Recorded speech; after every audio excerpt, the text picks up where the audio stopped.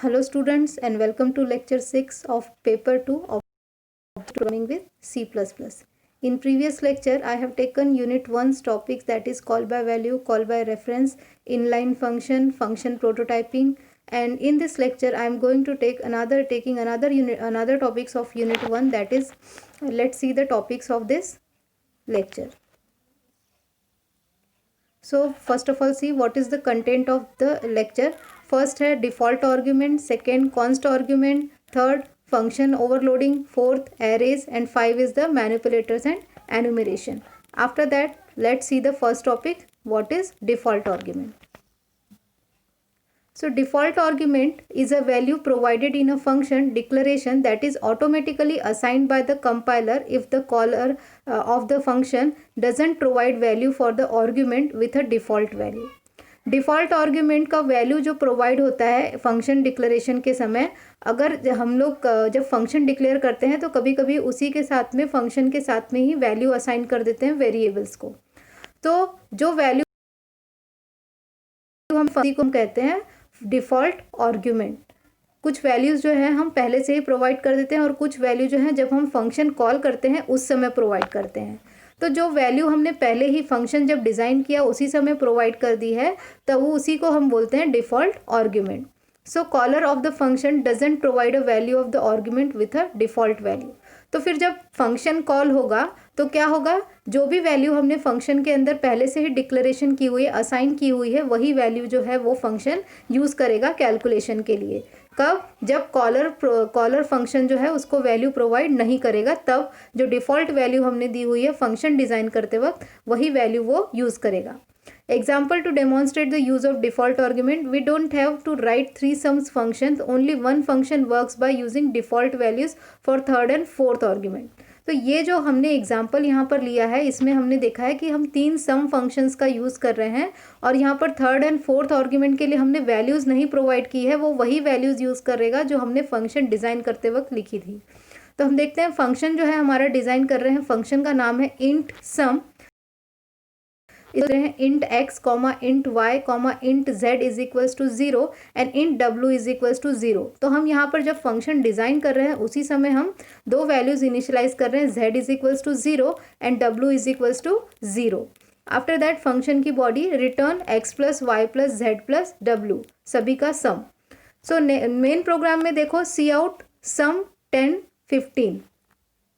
अगर हम 10 15 करते हैं तो हमने x और y की वैल्यू पास की है, तो अब हम उसका एडिशन करेंगे तो कितना हो जाएगा 25. इसलिए फर्स्ट लाइन का जो आउटपुट हमें मिल रहा है वो है 25. After that second line cout sum 10 15 25. अब देखो हमने ऊपर में वैल्यू जो थी z की पहले 0 असाइन की थी, लेकिन हम यहाँ पर उसको अब वैल्यू पास कर रहे हैं 25. तो अब उसकी वैल्यू जो उसका आउटपुट आएगा, क्योंकि पहले 10 और 15 एंड लास्टली 25, तो दोनों का मिलाकर आउटपुट कितना आ रहा है 50. एंड जो थर्ड लाइन लिखी हुई है सी आउट सम 10 30, तो वो वहाँ पर z की जगह पे 25 और w की जगह पे 30 वैल्यू यूज़ कर रहा है. तो जब डिफ़ॉल्ट वैल्यू कब यूज़ करेगा, जब हम उसको कोई वैल्यू प्रोवाइड नहीं करेंगे. जैसे कि फर्स्ट लाइन में लिखा हो 10 15. 10 15 हमने वैल्यू पास की है किसके लिए, x के लिए और y के लिए. हमने z और w के लिए वैल्यू पास नहीं की, इसीलिए उसने वही वैल्यू यूज़ की जो हमने फंक्शन डिक्लेरेशन करते वक्त यूज़ किया था, उसी को default value as a use किया है. तो it is called default argument. After that next, what is const argument? In C++, an argument to a function can be declared as const. हम आर्ग्यूमेंट, फंक्शन के argument को भी as a const हम declare कर सकते हैं. Constant का मतलब हमें पता है, जैसे कि कॉन्स्ट कीवर्ड हम कब लगाते हैं, जब हमें थ्रू आउट द प्रोग्राम उसकी वैल्यू जो है वो चेंज नहीं करनी होती है, तब हम कॉन्स्ट कीवर्ड का यूज़ करते हैं. तो argument to a function can be declared as const. Function का आर्ग्यूमेंट जो है वो हम कॉन्स्ट एज डिक्लेयर कर सकते हैं. The argument with constant value should be initialize during the function declaration. लेकिन ये जो कांस्टेंट वैल्यू जब हम फंक्शन को पैरामीटर के अंदर, जब हम आर्ग्यूमेंट के अंदर फंक्शन के अंदर कॉन्स्ट कीवर्ड का यूज़ कर रहे हैं, कॉन्स्ट वेरिएबल डिक्लेयर कर रहे हैं, तो उसको उसी के साथ में उसको हमको इनिशियलाइज करना पड़ेगा during the function declaration. So type function name, syntax है इसका टाइप फंक्शन नेम, फंक्शन का नाम, const data type, variable, name is equals to value, मतलब जब भी हम कॉन्स्ट आर्ग्यूमेंट देंगे फंक्शन को उसी समय हमें उसको इनिशियलाइज करना पड़ेगा। तो फॉर एग्जांपल इंट मैक्स हम फंक्शन डिक्लेयर कर रहे हैं, इंट मैक्स, मैक्स नाम का फंक्शन है, const int A, integer a की जो वैल्यू है वो 3 है। हमें हमेशा ये ध्यान रखना है कि जब भी हम कॉन्स्ट आर्ग्यूमेंट का यूज़ करेंगे हमें उसी समय उसको इनिशियलाइज करना पड़ेगा। तो कॉन्स्ट इंट ए, अब थ्रू आउट द प्रोग्राम इस ए की वैल्यू जो है वो चेंज नहीं होगी, वो कितनी रहेगी 3। एंड सेकेंड जो आर्ग्यूमेंट होगी, the qualifier const tells the compiler that the value of the argument cannot be modified and any such attempt will generate a compile time error। ये जो कॉन्स्ट कीवर्ड है, कॉन्स्ट कीवर्ड का use क्या कर रहा है, it is a qualifier. तो compiler को ये बताता है कि अगर हम इसकी वैल्यू को चेंज करने की कोशिश करेंगे थ्रू आउट द प्रोग्राम तो वो क्या करेगा, वहाँ पर एरर जनरेट करेगा, क्योंकि हमने इसको क्या किया है, कांस्टेंट बनाया हुआ है। जैसे पाई की वैल्यू जो है वो 3.14 है, वो पूरे ऑल ओवर वर्ल्ड में एक ही यूज़ होती है। तो इसी तरीके से अगर हमने अपने प्रोग्राम में कोई भी कॉन्स्ट वैल्यू बनाई है, जैसे यहाँ पर a इज इक्वल्स टू 3 जो है ये कॉन्स्ट है, अगर हम इसकी वैल्यू चेंज करना चाहेंगे तो compiler will generate an error. We can indirectly modify the value of the const argument by using pointer compile time error occurs only when we pass argument by reference और pointer। तो ये const argument की जो value है ये हम कब change कर सकते हैं, जब हम पॉइंटर का यूज़ करेंगे, वो भी पॉइंटर कैसा, रेफरेंस पॉइंटर यूज़ करेंगे, तभी जाके उसकी वैल्यू हम कॉन्स्ट वेरिएबल की जो वैल्यू है वो हम चेंज कर सकते हैं। तो कॉन्स्ट आर्ग्यूमेंट क्या होता है, कॉन्स्ट आर्ग्यूमेंट में हम फंक्शन के आर्ग्यूमेंट को भी हम कॉन्स्ट कीवर्ड लगा के उसको कांस्टेंट बना सकते हैं, बट जब भी हम कॉन्स्ट कीवर्ड फंक्शन के आर्ग्यूमेंट में लगाएंगे तब हमें उसे इनिशियलाइज करना पड़ेगा। After that what is function overloading. So function overloading is a feature in C++ where 2 or more functions can have the same name but different parameters, and function overloading can be considered as an example of polymorphism feature in C++। C++ के अंदर C++ is an object oriented programming, object oriented programming है, और इसके जो कुछ features है उसमें से एक फीचर है उसका पॉलीमॉर्फिज्म। पॉलीमॉर्फिज्म का है मतलब होता है मैनी, एक से ज़्यादा। तो यहाँ पे फंक्शन ओवरलोडिंग भी इसी फीचर को सपोर्ट करता है। वहाँ पर एक ही फंक्शन के हम एक ही नाम के 2-3 फंक्शन हम बना के उसको यूज़ कर सकते हैं, बट विथ डिफरेंट पैरामीटर। उसके पैरामीटर्स जो है वो डिफरेंट रहेंगे, लेकिन जो आर्ग्यूमेंट नेम जो है फंक्शन का वो सेम रहेगा। तो ये जो कॉन्सेप्ट है फंक्शन ओवरलोडिंग का, इसे ही हम पॉलीमॉर्फिज्म कहते हैं। पॉलीमॉर्फिज्म का मतलब होता है मेनी, एक से ज़्यादा। तो इंक्लूड iostream.h void print। अब हमने यहाँ पर एक फंक्शन बनाया है, उसका नाम है print int i, C out here is int। Second again हम लोग वही फंक्शन का नाम यूज़ कर रहे हैं, void print double f, here is double. तो अब जब हम मेन प्रिंट करेंगे, जब हमारा मेन प्रोग्राम शुरू हो रहा है, वहाँ देखो प्रिंट 10.10 आउटपुट। तो फर्स्ट लाइन का जो आउटपुट है here is int 10 comma here is double 10.10, मतलब हमने एक ही फंक्शन का नाम, एक ही फंक्शन क्रिएट किया है, वो फंक्शन का नाम है प्रिंट, लेकिन हमने आर्ग्यूमेंट डिफरेंट यूज़ किए हैं। पहले वाले प्रिंट फंक्शन में हमने इंट आई यूज़ किया है और दूसरे वाले प्रिंट फंक्शन में हमने डबल एफ यूज़ किया। तो फंक्शन ओवरलोडिंग सेम नाम का फंक्शन रहेगा लेकिन with different parameters. After that let's C arrays. Array in a C or C++ is a collection of items stored at contiguous memory location. Contiguous memory location elements can be accessed randomly using indices of an array. Array क्या है, C और C++ में is a collection of items, बहुत सारे elements को एक जगह पे कलेक्ट करके, इसीलिए इसको बोला है collection of items stored at contiguous memory location। एक ही मेमोरी लोकेशन पे कई सारे एलिमेंट्स को, collection of items को हम स्टोर करके रखते हैं, उसे हम कहते हैं array। एंड एक्सेस रेंडमली, एक कैसा भी हम उसको एक्सेस कर सकते हैं using indices of an array. They are use to store similar type of element as in the data type must be the same for all element. यहाँ पर एक चीज़ ध्यान रखनी पड़ती है एरे के अंदर, तो जो डाटा होता है, डेटा जो उसके अंदर होता है वो सिमिलर टाइप का होना चाहिए। मतलब अगर हमने इंटीजर एरे डिक्लेयर किया है तो उसके अंदर इंटीजर वैल्यू ही स्टोर होगी। अगर हमने कैरेक्टर डिक्लेयर किया है तो ओनली कैरेक्टर ही होगा, अगर फ्लोट किया है तो फ्लोट ही होगा। तो they are use to store similar type of element as in the data type must be in the same for all elements. तो इसको हम सिमिलर टाइप ऑफ एलिमेंट का कलेक्शन भी कह सकते हैं। They can be use to store collection of primitive data type such as int, float, double, char etcetera और any particular type. हम एरे के अंदर इंटीजर वैल्यू स्टोर कर सकते हैं, फ्लोट वैल्यू स्टोर कर सकते हैं, डबल कर सकते हैं, केयर कर सकते हैं, और जो भी पर्टिकुलर टाइप की जो वैल्यूज़ होंगी प्रिमिटिव जो ऑलरेडी बिल्ट इन है वही टाइप की डेटा टाइप का वैल्यू हम इसके अंदर स्टोर करके रख सकते हैं। एरे इन सी और C++ can store derived data types such as the structure, pointers etcetera. ये जो एरे है इसका यूज़ हम कहाँ पे यूज़ करते हैं? स्ट्रक्चर और पॉइंटर डेटा टाइप्स का भी हम यूज़ करके एरे को बना सकते हैं। Given below is the picture sequence of representation of an array. Simple जो डेफिनेशन होता है वो एरे का होमोजीनियस कलेक्शन ऑफ डेटा, एक जैसा डेटा। होमोजीनियस का मतलब है एक जैसा डेटा, जैसे सिमिलर टाइप ऑफ एलिमेंट बोल रहे हैं तो वैसा ही होमोजीनियस कलेक्शन ऑफ डेटा। तब यहाँ पर देखो रिप्रेजेंटेशन किया हुआ है एरे का, तो इसमें एरे का जो वैल्यूज कौन सी लिखी हुई है? 40, 50, 63, 17, 22, 68, 89, 97, 89। तो ये जो वैल्यूज़ हैं ये कहाँ पे हमारे एरे के अंदर स्टोर है। इसकी जो एरे जब भी हम लिखते हैं तो इसका जो इंडेक्स शुरू होता है वो कहाँ से शुरू होता है? 0 से। तो इसके अंदर हमारे कितने एलिमेंट्स हैं? टोटल 9 एलिमेंट्स है। एरे की लेंथ है यहाँ पर 9। फर्स्ट इंडेक्स जो होता है वो हमेशा 0 होगा and last index will be 8। लेकिन इसके अंदर कितने एलिमेंट्स हैं? टोटल 9। तो एरे की लेंथ कितनी है? 9। तो एरे का इंडाइसेस कहाँ से शुरू होता है? हमेशा 0 से। तो ये सबसे इंपॉर्टेंट है यहाँ पर कि एरे का 0 से शुरू होता है। After that why do we need array? Array की ज़रूरत क्या हुई? एरे बनाना हमें इसकी ज़रूरत क्यों पड़ी? We can use normal variables v1, v2, v3 when we have a small number of objects, but if we want to store a large number of instances, it becomes difficult to manage them with a normal variables. हमारे पास variable declaration के है, कितने भी variable हम declare कर सकते हैं, लेकिन अगर नंबर ऑफ एलिमेंट्स हैं 10 एलिमेंट्स, अगर एक जगह पे हम 10 रिकॉर्ड हमें एक जगह पे स्टोर करके रखना है तो ये बहुत ज़्यादा difficult it's become very difficult to manage them. So the idea of an array is represent many instances in one variable. Many instances, बहुत सारे एलिमेंट जो है वो एक ही वेरिएबल के अंदर स्टोर होते हैं, उसी को हम कहते हैं array.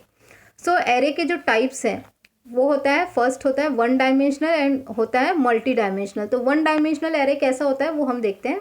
When array values are referred by a single subscript variable then it is known as a one dimensional variable array.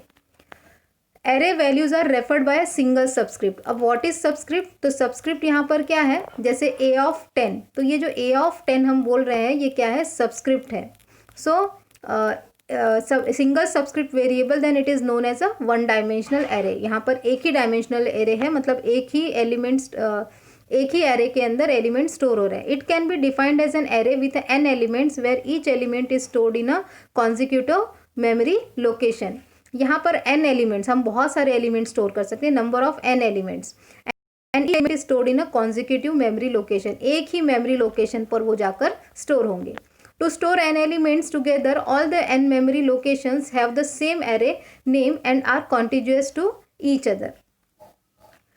n elements together all the n memory location, जितने भी n एलिमेंट्स हैं, n elements जो हमने store किए हैं उसकी n memory locations होंगी and same array, एक ही नाम का वो होगा और एक ही प्लेस पर वो, एक ही मेमोरी पर, एक ही स्पेस पर वो स्टोर होंगे। यहाँ पर देखो एरे को डिक्लेरेशन कैसे किया हुआ है, उसका एग्जांपल दिया हुआ कि मेमोरी में एरे कैसे शो होता है। तो एरे एड्रेस दिया हुआ है, वैल्यूज़ दी हुई है पहले एरे में 5, 7, 8, 3, 2, 10। अब इसका एड्रेस दिया हुआ है 100, 102, 104, 106, 108 एंड 1010। तो ये जो 2 का डिफरेंस आ रहा है वो इसलिए आ रहा है क्योंकि ये जो एरे है ये इंटीजर टाइप का है, क्योंकि इंटीजर को मेमोरी में कितने बाइट्स लगते हैं? 2 बाइट्स। तो इसीलिए ये जो एरे है ये 2 बाइट्स का, इंटीजर का है, इसका डेटा टाइप इंटीजर है। और इसका इंडेक्स कहाँ से शुरू हो रहा है? 0 से। 0, 1, 2, 3, 4, 5। तो टोटल एलिमेंट्स इसके अंदर कितने हैं? 6। तो इसके जो लेंथ है वो कितनी है? 6 है। और इंडेक्स कहाँ से हमेशा शुरू होता है? 0 से। After that declaration of single dimensional array, जब एरे का क्वेश्चन आएगा कि व्हाट इज़ एरे, तो आपको यहाँ पर एरे के अंदर सारा कुछ बताना पड़ेगा कि एरे क्या है, फिर उसकी ज़रूरत क्यों है, what is the need of array. फिर उसके बाद हमें ये भी बताना होगा कि वन डायमेंशनल एरे क्या होता है एंड उसको डिक्लेयर कैसे किया जाता है। तो देखते हैं हम declaration of single dimension array. Array must be declare before they used and one must specify the size with in square bracket. तो array must be declare before the use, जैसे कि वेरिएबल्स, कभी भी प्रोग्राम में हमें variables की ज़रूरत पड़ती है तो हमें उसको क्या करना पड़ता है, बिफोर यूज़ के डिक्लेयर करना पड़ता है, यूज़ के पहले ही उसे डिक्लेयर करना पड़ता है। वैसे ही एरे को भी आपको डिक्लेयर करना पड़ता है, सिर्फ एक बात ध्यान में रखनी पड़ती है, वहाँ पर हमें उसका साइज़ डिक्लेयर करना होता है। One must specify the size with in square brackets, और ये किस में रहेंगे, स्क्वायर ब्रैकेट्स के अंदर। This size which is positive integer constant cannot be change during the execution of program. तो ये जो साइज़ है इसका पॉजिटिव इंटीजर हमेशा किस में रहेगा, इसका पॉजिटिव इंटीजर ही इसका साइज़ रहेगा and it can not be change during the execution of program, ये एग्जीक्यूशन के टाइम चेंज नहीं होगा। Size also specifies the maximum और a fix number of elements that array can hold. क्या बताता है, स्पेसिफाइज करता है कि कितना इसके मैक्सिमम लेंथ होगी एंड एरे कितने एलिमेंट स्टोर करके रखने वाला है। Naming of array has same rule as that of the variable. Name, जो एरे का जो नेम होता है, ये जैसे रूल हमने वेरिएबल्स के नेम के लिए लगाए हैं वैसे ही सेम रूल्स जो है इसके लिए भी होते हैं। सो दस declaration must give following information. तीन चीज़ें, जब भी हम एरे डिक्लेयर करेंगे वहाँ पर तीन चीज़ें स्पेसिफाई होनी चाहिए। पहला तो है उसका डेटा टाइप, दूसरा name of array and third size और length of the array. Size हमें वहाँ पर बताना है, data type, name of array and size और लेंथ ऑफ द एरे। तो इसका सिंटेक्स देखते हैं। Data type, array name and size. Data type होना चाहिए, एरे का नाम होना चाहिए और साइज होना चाहिए। तो यहाँ पर एग्जांपल दिया हुआ इंट बी ऑफ 10। ऑफ 10 हम इसको ऐसे ही पढ़ते हैं, स्क्वायर ब्रैकेट्स को हम हमेशा ऑफ 10 पढ़ते हैं। तो int B of 10 semicolon. B is the name of the array, data type is integer and 10 element store in this array. यहाँ पर बी जो है ये नाम है डेटा एरे का, डेटा टाइप इसका इंटीजर, कितने एलिमेंट स्टोर होने वाले हैं, 10। After that what is multi-dimensional array? An array whose elements are referred by more than one subscript. अब सिंगल डायमेंशनल एरे हमने देखा, वहाँ पर क्या था, एक ही स्क्रिप्ट थी। अब एक ही सबस्क्रिप्ट, एक सबस्क्रिप्ट से ज़्यादा अगर सबस्क्रिप्ट है तो हम उसे कहेंगे multi dimensional. So an array whose elements are referred by more than one subscript variable और index is called as a multi dimensional array. When array values are referred by two subscript variable then it is two dimensional array. अगर दो subscript है वहाँ पर, जैसे कि a of 3 मतलब a of 3, जैसे मैट्रिक्स के लिए हम यूज़ करते हैं ना 3:3, वैसा ही अगर दो डायमेंशन अगर हमने यहाँ पर सेट की उसकी सबस्क्रिप्ट, तो ये 2 डायमेंशनल एरे इसको बोलते हैं। So multi dimensional array are define as the same manner are dimensional array except that additional separate pair of square bracket is required for each subscript. तो जैसे कि हम सिंगल डायमेंशनल एरे को declare करते हैं वैसे ही मल्टी डायमेंशनल एरे को भी हम separate pair of square brackets के अंदर जितनी रिक्वायर्ड सबस्क्रिप्ट होती है उसके हिसाब से करते हैं। तो इसका सिंटेक्स देखते हैं। डेटा टाइप, एरे नेम, रो साइज, कॉलम साइज। यहाँ पर हमें रो साइज बताना होता है, कॉलम साइज बताना होता है। जनरली जो मल्टी डायमेंशनल एरे हैं हम इसका यूज़ कहाँ पे करते हैं, मैट्रिक्स के प्रॉब्लम्स को सॉल्व करने के लिए करते हैं। एग्जाम्पल क्या है, int A of 3 end of 3। रो का साइज कितना है 3 एंड कॉलम का साइज कितना है 3। After that let's see what is manipulators. Manipulator that helps to format the output और रिजल्ट। मैनिपुलेटर से हम क्या कर सकते हैं, फॉर्मेट कर सकते हैं आउटपुट और रिजल्ट, मतलब हम उसको वो कैसा दिखेगा, कैसा शो होगा, वो हम यहाँ पर उसको मैनिपुलेटर्स का यूज़ करके उसको डिज़ाइन कर सकते हैं। तो it helps to display the data in various styles. अलग अलग स्टाइल्स में हम डेटा को रिप्रेजेंट कर सकते हैं। In order to use manipulators one need to include the header file io_manip.h। तो मैनिपुलेटर्स का यूज़ किस लिए करते हैं, फॉर्मेट द आउटपुट और रिजल्ट। इनका जो अलग अलग टाइप से डेटा को जो है ये स्टाइल्स में हम रिप्रेजेंट कर सकते हैं या फिर आउटपुट लेकर आ सकते हैं। And manipulators one need to include, जब भी हम मैनिपुलेटर्स को यूज़ करेंगे तो उसके लिए हमें एक हेडर फाइल इंक्लूड करनी पड़ेगी io_manip.h। तो इसमें फर्स्ट जो मैनिपुलेटर है वो है सेट बेस फंक्शन। तो ये फंक्शंस ऑलरेडी बिल्ट इन है मैनिपुलेटर्स, इसके लिए हमें हेडर फाइल के यूज़ करने पड़ते हैं io_manip.h। तो set base function, the set base function manipulators is use to convert the base of one numeric value to another base. एक नंबर को दूसरे इसमें अगर हमें चेंज करना है तो उसके लिए हम सेट बेस का यूज़ करते हैं। बेस चेंज हो जाता है, तो बेस कब चेंज करते हैं हम?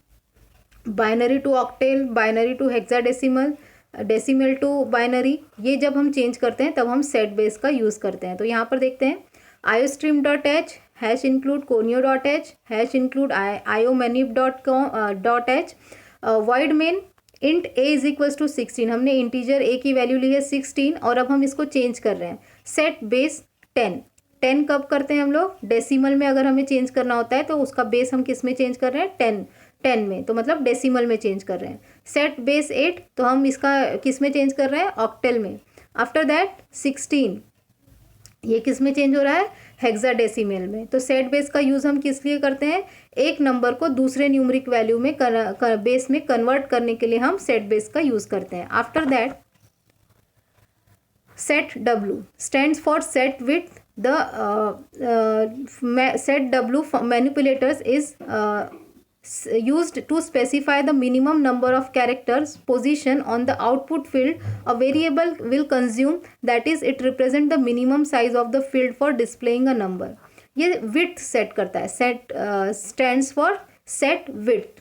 ये क्या करता है? used to specify the minimum number of character position, character left से होंगे या कैरेक्टर राइट से होंगे, ये चीज़ सेट W जो है वो सेट करता है। तो यहाँ पर प्रोग्राम देखते हैं, ज़्यादा इजीली समझ में आ जाएगा। वहाँ पे hash include iostream.h hash include conio.h hash include iomanip.h void main int a semicolon, हमने एक वेरिएबल डिक्लेयर किया a, उसमें हमने फॉर लूप लगाया a is equals to 8, a less than equals to 12 and plus plus a। हमारी a की जो minimum value है वो 8 है और मैक्सिमम वैल्यू यहाँ पर 12 है एंड इसका प्लस प्लस करना है, प्री इंक्रीमेंट करना है।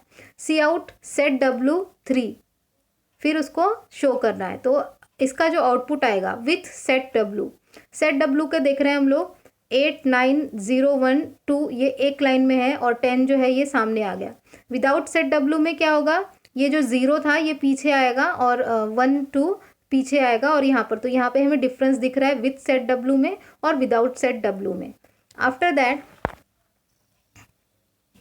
सेट फील, थर्ड जो मैनिपुलेटर है वो है set fill function. The set fill function manipulators function is use to specify different characters to fill the unusual field width of the value known as a padding. इसको हम लोग क्यों use करते हैं? अनयूजुअल फील्ड विड्थ के लिए, जो कि जिनका काम नहीं है उसको यूज़ करने के लिए, मतलब जो खाली ब्लैंक स्पेस बच गई है उसके लिए हम इसका यूज़ करते हैं। And known as a padding, मतलब हम वहाँ पर उसकी जगह पे कुछ और पुट कर रहे हैं, पैडिंग कर रहे हैं, इसके लिए इसका नाम दिया हुआ पैडिंग।